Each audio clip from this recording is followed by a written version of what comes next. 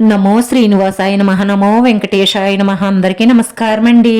ప్రతిరోజు రాశి ఫలితాలు తెలుసుకోవడానికి ఇంకా మన ఛానల్ సబ్స్క్రైబ్ చేసుకోకపోతే ప్లీజ్ సబ్స్క్రైబ్ చేసుకోండి.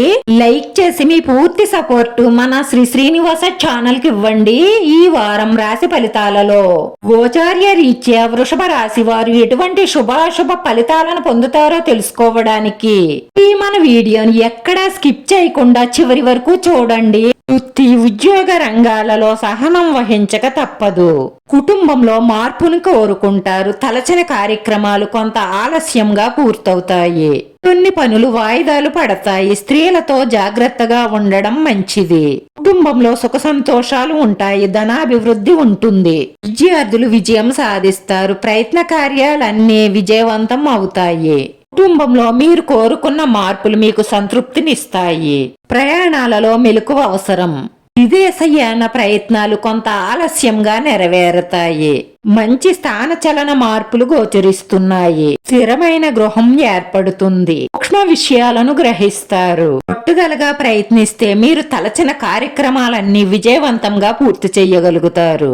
ఈ తోటి ఉద్యోగుల సహాయ సహకారాలు అందుతాయి. నాయకుడిని పూజించడం, సంకట గణపతి స్తోత్రం 9 సార్లు పారాయణం చెయ్యడం, నాయక చతనామావళి పఠించడం లాంటివి చెయ్యడం వల్ల మీకున్న ఆటంకాలన్నీ తొలగిపోయి ప్రతి పనిని శ్రద్ధ పెట్టి పట్టుదలగా చెయ్యడం వల్ల విజయాలను సాధిస్తారు.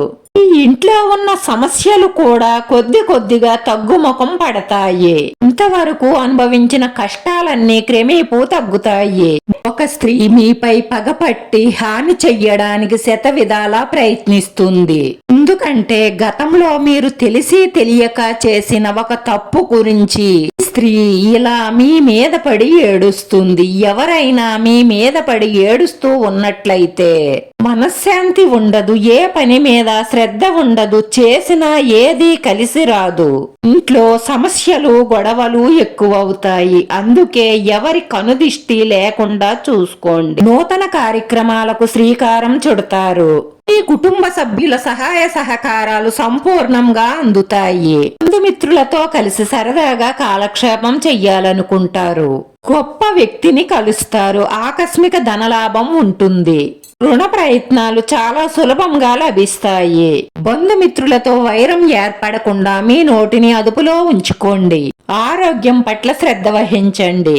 వ్యాపారంలో కొంత ప్రతికూల పరిస్థితులు ఏర్పడతాయి. చేసే పనుల్లో కొన్ని ఆటంకాలు ఏర్పడడం వల్ల నిరుత్సాహానికి గురవుతారు. కుటుంబ పరిస్థితులు సంతృప్తికరంగా ఉండాలంటే మీరు కోపావేశాలను తగ్గించుకొని శాంతంగా ఉండండి. వృధా ప్రయాణాలు, వృధా ఖర్చులు తగ్గించుకోవడం మీకు అన్ని విధాలా మంచిది. ఈ రాశివారి పరిహారంలో బూడిద గుమ్మడికాయ మీ సింహద్వారం ఎదురుగా కట్టడం వల్ల ఈ ఇంటి వాస్తులో ఎటువంటి చెడ్డలు ఉన్నా కూడా అవి తొలగిపోయి మీకు అన్ని విధాలా కలిసి వస్తుంది.